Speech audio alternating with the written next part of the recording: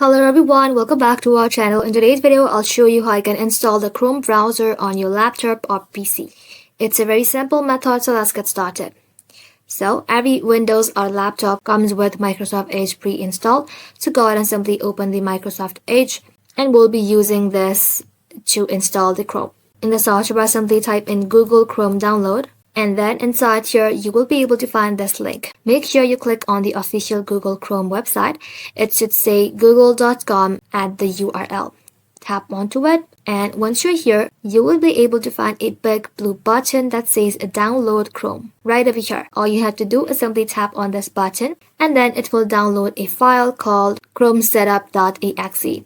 Simply open up the file and double tap onto it. After that, you have to click on Yes when asked for permissions. And after that, you have to wait a few seconds and Chrome will automatically install. Once installed, Chrome will open automatically. You can sign in with your Google account if you want your bookmark or history sync, or skip that part and start browsing right away. And that's it. That is how you can install Google Chrome on your laptop or PC.